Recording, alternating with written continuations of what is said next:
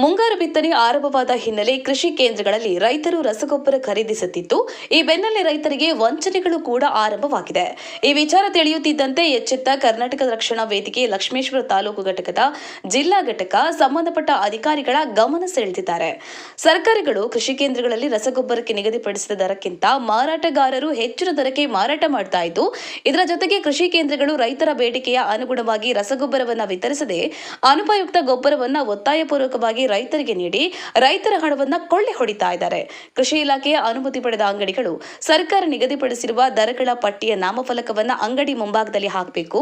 ಎಲ್ಲ ಅಂಗಡಿ ಮಾಲೀಕರು ನಕಲಿ ಬಿಲ್ಗಳನ್ನು ಕೊಡ್ತಾ ಇದ್ದಾರೆ. ಆದ ಕಾರಣ ಸಂಬಂಧಪಟ್ಟ ಇಲಾಖೆಯವರು ಇವರ ಮೇಲೆ ಕ್ರಮ ಕೈಗೊಳ್ಳಬೇಕು. ಇಲ್ಲವಾದಲ್ಲಿ ಕರ್ನಾಟಕ ರಕ್ಷಣಾ ವೇದಿಕೆ ಮುಂದಿನ ದಿನಗಳಲ್ಲಿ ಉಗ್ರವಾದ ಹೋರಾಟವನ್ನು ಕೈಗೊಳ್ಳುತ್ತೆ ಎಂದು ಎಚ್ಚರಿಕೆಯನ್ನು ನೀಡಿದರು.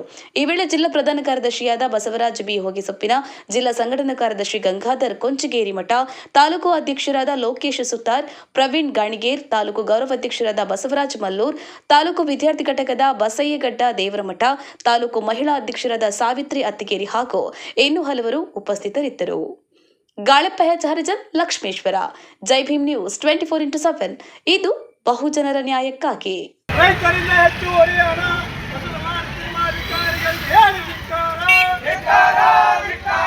ಅಯ್ಯಯ್ಯೋ ಅಯ್ಯಯ್ಯೋ ಅಯ್ಯಯ್ಯೋ ಬೇಕೇ ಬೇಕು, ಬೇಕೇ ಬೇಕು. ರೈತರಿಂದ ಹೆಚ್ಚುವರಿ ಹಣ ವಸೂಲು ಮಾಡುತ್ತಿರುವ ಅಧಿಕಾರಿಗಳಿಗೆ ಹೇಳಿ ಧಿಕ್ಕಾರ. 266 ರೂಪಾಯಿ ಇದೇ ಐತಿ ಕೊಟ್ರ ಕೊಡನ್ರಿ. ಒಳ್ಳಿಲ್ಲ ಅಂದ್ರೆ ಮಾರ ಬಿಡನ್ರಿ ಅವ್ರಿಗೆ.